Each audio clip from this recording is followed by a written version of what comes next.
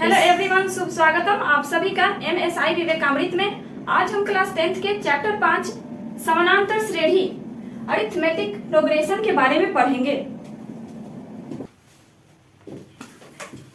इस अध्याय में हम संख्याओं के उन प्रतिरूप का अध्ययन करेंगे जिन्हें सीक्वेंस अर्थात अनुक्रम कहा जाता है। चैप्टर अरिथमेटिक प्रोग्रेशन को अच्छे से समझने के लिए कुछ महत्वपूर्ण बिंदुओं को जानेंगे। पहला महत्वपूर्ण बिंदु है अनुक्रम अर्थात सीक्वेंस। अनुक्रम का अर्थ है वस्तुओं या संख्याओं का समूह। वस्तुओं या संख्याओं का समूह जो अपने पूर्व की वस्तुओं या संख्याओं का अनुकरण करता है। कोई भी वस्तु या संख्या का ऐसा समूह जो अपने से पहले आने वाले वस्तुओं या संख्याओं का अनुकरण करता है, यानी उसी के जैसे उसी को फॉलो करता है, उसे अनुक्रम कहा जाता है। दूसरा इंपॉर्टेंट पॉइंट है श्रेणी अर्थात प्रोग्रेशन। यदि किसी अनुक्रम के पद किसी विशेष शर्तों के अंतर्गत लिखे जाते हैं तब उस अनुक्रम को श्रेणी या प्रोग्रेशन कहते हैं। अर्थात किसी भी अनुक्रम को जब शर्त के अनुसार लिखा जाए, उसको लिखने में कोई शर्त हो, या तो अनुक्रम को दो दो करके बढ़ाया जाए, दो दो करके घटाया जाए, या दो दो करके गुना कर दिया जाए। जोड़, घटाव, गुना या भाग के अलावा कोई भी शर्त लग जाए तो जब उसमें किसी भी तरह का शर्त लगा दिया जाता है, विशेष शर्त के अंतर्गत लिखा जाए, तब उस अनुक्रम को श्रेणी या प्रोग्रेशन कहा जाता है। अगला पॉइंट है अनुक्रम के पद, टर्म्स ऑफ सीक्वेंस। किसी अनुक्रम के सदस्य उस अनुक्रम के पद कहलाते हैं, यानी अनुक्रम में जितने भी सदस्य हैं वे सभी सदस्य उस अनुक्रम के पद टर्म्स कहलाते हैं। अनुक्रम के पद को ही सूचित किया जाता है T1, T2, T3 लिख के सूचित किया जाता है, अर्थात A1, A2, A3 लिख के भी सूचित किया जाता है। किसी भी अनुक्रम का पहला पद होगा तो हम उसे T1 लिखेंगे। यदि सीक्वेंस का वो दूसरा पद है T2, तीसरा है T3, चौथा T4, नंबर के अनुसार आगे बढ़ते चला जाएगा। पांचवा पद लिखेंगे T5। यह कहीं कहीं A1, A2 करके भी लिखा जाता है। A1 अर्थात पहला पद, A2 दूसरा पद, A3 तीसरा पद, इस तरह से आगे बढ़ते जाएंगे। A4 चौथा पद, डॉट डॉट जहां तक जा सके। किसी अनुक्रम का nवां पद व्यापक पद जनरल टर्म कहलाता है। व्यापक पद, जनरल पद या nवां पद, बात एक ही है। इसे Tn या An से सूचित किया जाता है। मान लेते हैं कि एक अनुक्रम है।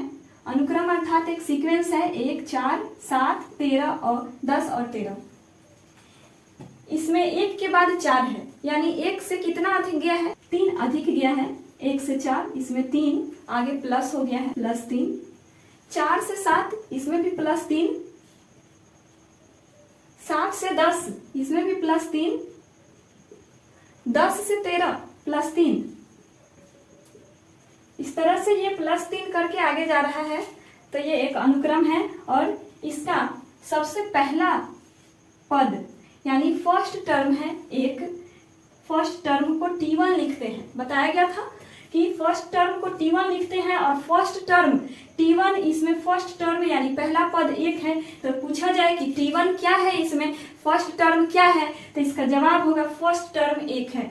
इसका सेकेंड टर्म यानी दूसरा पद, सेकेंड टर्म अर्थात दूसरा पद क्या है? 4। तीसरा पद थर्ड टर्म, तीसरा पद है 7।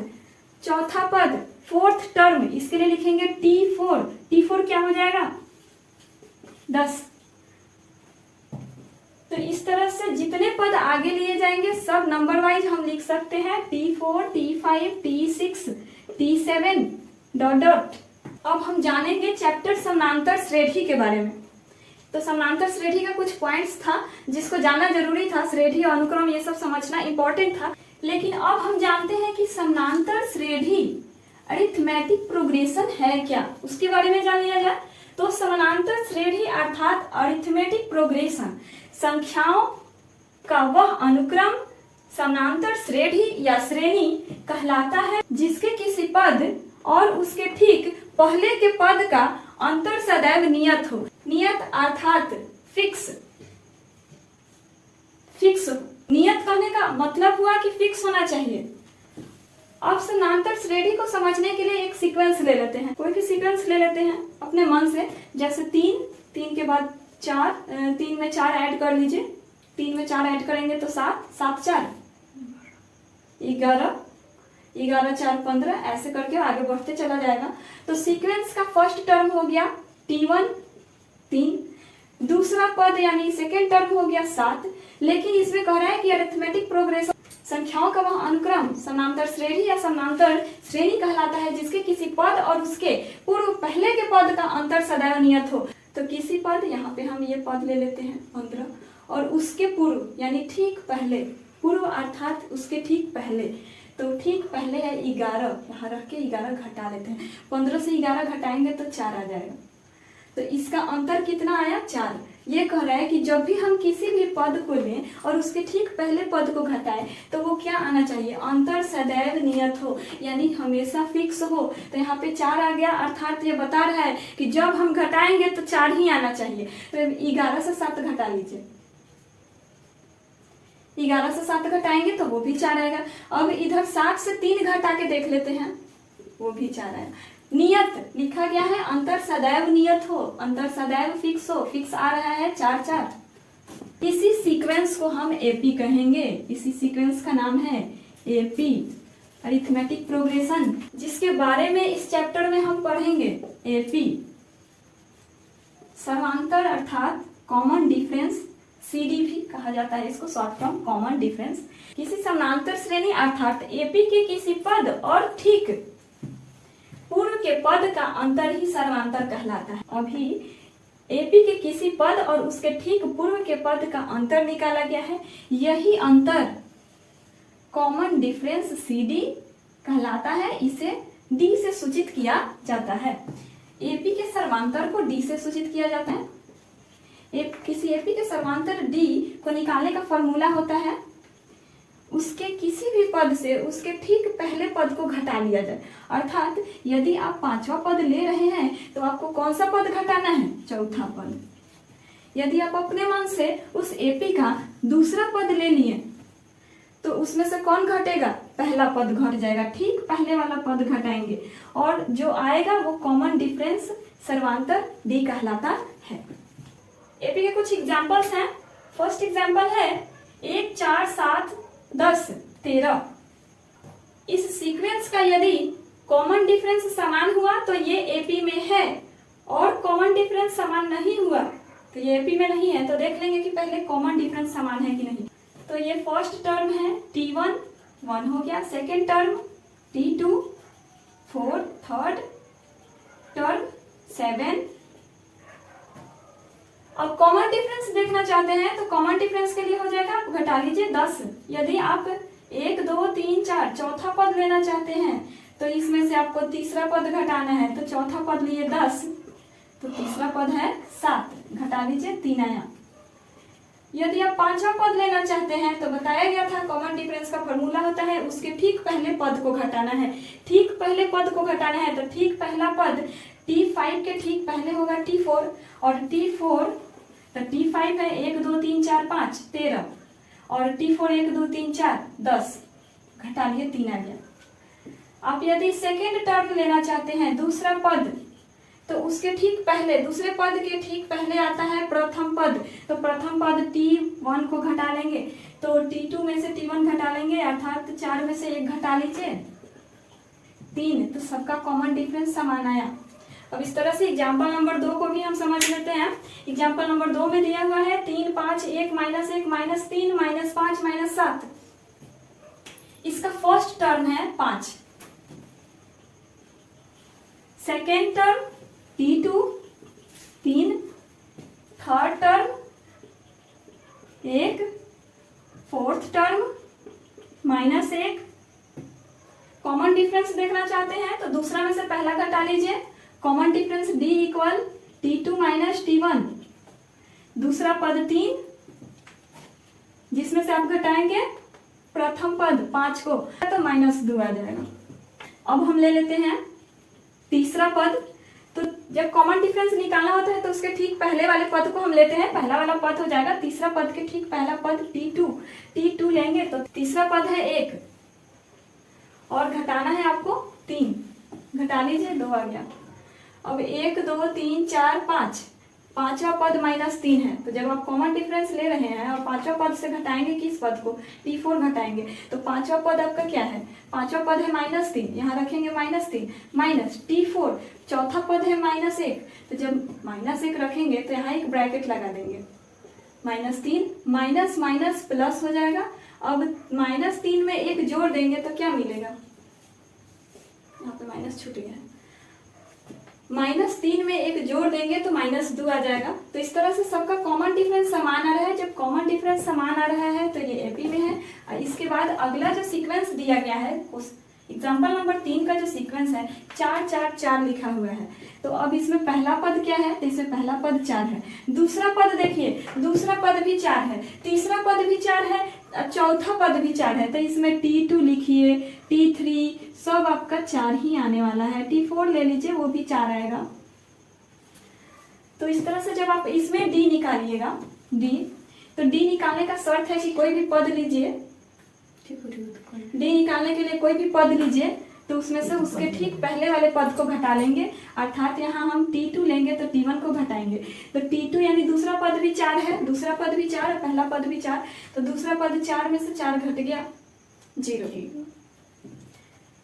कॉमन डिफरेंस T3 में से हम T2 को घटाना चाहें तो T3 4 है, 4 में से 4 घटा लीजिए 0 आ गया। कॉमन डिफरेंस T4, इसको घटा लीजिए T3 को, तो T4 है 4 और 4 घटा लीजिए, 4 में से 4 गया 0। तो इसका कॉमन डिफरेंस 0 0 0 आ रहा है, ये भी कॉमन डिफरेंस समान है, ये एपी में है। सीक्वेंस का चौथा एग्जांपल है जिसका फर्स्ट टर्म है -2.5, सेकेंड टर्म है -3, थर्ड टर्म है -3.5, फोर्थ टर्म है -4 और इसका फिफ्थ यानी पांचवा पद है -4.5। कॉमन डिफरेंस D निकालने के लिए दूसरा पद में से पहला पद घटाएंगे, तो दूसरा पद है -3 रख दिए, बीच में है माइनस माइनस, T1 को रखना है, T1 है -2.5, तो इस -2.5 को यहाँ रखेंगे तो एक ब्रैकेट लगा लेंगे -2.5, तो अब क्या होगा कि -3 है, minus minus minus minus plus 2.5, अब -3 में प्लस 2.5 जोड़ दिया जाए तो कितना आ जाएगा, -3 में 2.5 जोड़ना है, -3.0 ऊपर रख लीजिए, आपको ऐड करना है 2.5, तो प्लस माइनस माइनस होगा, चिन्ह माइनस का लगेगा, 3 इसको हासिल दे देगा तो ये हो जाएगा 10, 10 में से 5 गया था 5, दशमलव है, 3 इसको हासिल दिया है, यहाँ 2 में से 2 चला गया 0, कॉमन डिफरेंस आया -0.5। आपकी उतना डिटेल से मत बताइए, होगा एक बार काम खत्म। इसी तरह यदि हम अगले टर्म से निकालना चाहें, T3 में से T2 को घटा लेंगे, अगले टर्म से निकालना चाहें, T2 में से T1 को घटा के देख लिए, अब T3 में से T2 को घटा के देखते हैं। T3 है -3.5 माइनस T2 है -3, यहाँ रख लेते हैं, तो -3.5 माइनस माइनस प्लस 3 लिख लिए। अब 3.5 में 3 जोड़ दिया जाए तो ये भी -0.5 ही आएगा। आप जोड़ के देख लीजिए, -3.5 में 3 ऐड करना होगा तो 3.0 ऐड करेंगे, 5 दशमलव पर -3 है, नीचे +3, दोनों 0 हो जाएगा, और ऊपर से घटाए हैं तो ऊपर वाला जो है माइनस ऋणात्मक चिन्ह है, निगेटिव, तो ये भी निगेटिव आएगा। इस तरह से यदि हम आगे कॉमन डिफरेंस निकालते हैं T4 में से T3 को घटाकर, या फिर कॉमन डिफरेंस के लिए T5 में से T4 को घटाते हैं, तब भी वो -0.5 ही आएगा। इस तरह से ये सीक्वेंस भी एपी में, फर्स्ट वाला भी एपी में था, सेकेंड वाला भी एपी में था, थर्ड वाले का कॉमन डिफरेंस 0 आया, वो भी एपी में था। फोर्थ नंबर जो एग्जाम्पल है इसका भी कॉमन डिफरेंस -0.5 आया है, तो ये भी एपी में है। एपी के प्रथम पद फर्स्ट टर्म को T1 या A1 या सिर्फ A लिख के सूचित किया जाता है। सर्वांतर, एपी के सर्वांतर यानी कॉमन डिफरेंस को डी से सूचित किया जाता है। पदों की संख्या के लिए, नंबर ऑफ टर्म्स के लिए n लिखा जाता है। अंतिम पद यानी लास्ट टर्म के लिए tn लिख सकते हैं, an लिख सकते हैं, या लास्ट टर्म को केवल l से भी सूचित किया जा सकता है। n पदों का योग के लिए अर्थात सम ऑफ n टर्म्स, इसको sn लिख के सूचित किया जा सकता है या केवल s लिख के भी सूचित किया जा सकता है। इस चैप्टर में जब हम सवाल को सॉल्व करेंगे तो दो तरह का एपी मिलेगा। एपी दो प्रकार का मिलेगा। पहला है परिमित एपी। परिमित एपी, जब किसी एपी में पदों की संख्या परिमित हो, परिमित अर्थात फिक्स हो, फिक्स हो तो उसे परिमित एपी कहते हैं। तथा परिमित एपी में एक अंतिम पद होता है। ध्यान रहे, अंतिम पद केवल परिमित एपी में होता है। जैसे यहाँ कुछ परिमित एपी के एग्जाम्पल हैं। 3, 7, 11, 15, 19, 23, 27, 31। ये इसमें 7 में से 3 घटाएंगे 4 मिल जाएगा, 11 में से 7 घटेगा 4, यानी इसका कॉमन डिफरेंस 4 है इस एपी का।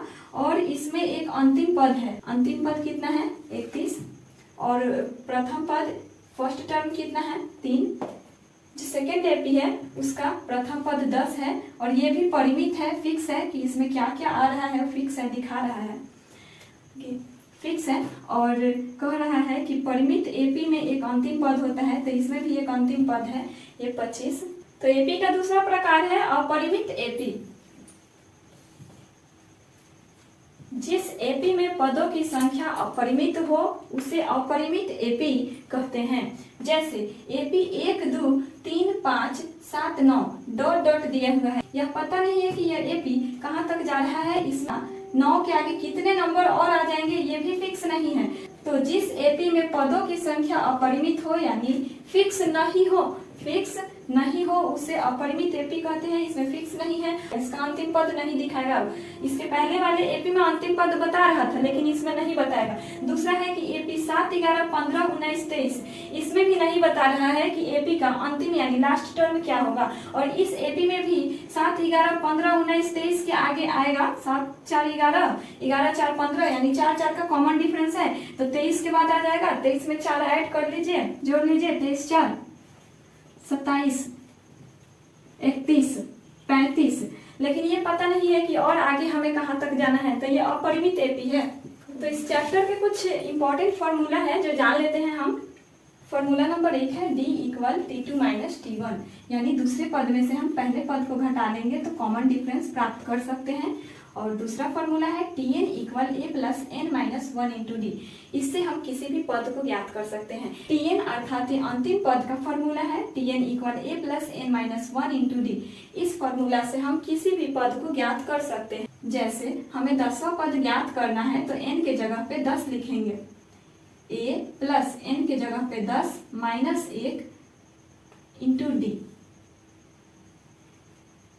तो जब 10वां पद निकालना है तो A + 10 में से 1 घटा लेंगे तो 9D, यानी जो भी पद हमको निकालना है उससे यहाँ 1 कम लिखेंगे। अब हम यहाँ 15वां पद निकालना चाहते हैं तो A + 15 - 1 × D। A + 15 में से 1 जाएगा तो 14D, यानी 15वां पद निकालने के लिए A + 14D भी लिख के निकाल सकते हैं या फॉर्मूला रख के भी निकाल सकते हैं। दोनों तरीका से निकाल सकते हैं। यदि हम 25वां पद ज्ञात करना चाहते हैं तो 25वां पद के लिए A + 25 - 1 × D। तो इतना लिखने से अच्छा है कि हम डायरेक्ट ही लिख ले A + 25 - 1 तो 24D। यदि हम 50वां पद निकालना चाहते हैं तो A + 50 - 1 अर्थात 49, तो यहाँ लिखेंगे A + 49D। यदि हम 65वां पद निकालना चाहते हैं तो लिखेंगे A + 65 से 1 कम कर लीजिए, 65 - 1 64D। तो इस तरह से हम जो भी पद निकालना चाहते हैं उससे एक कम संख्या लेकर D से गुना करके A को जोड़ करके उस पद को ज्ञात कर सकते हैं।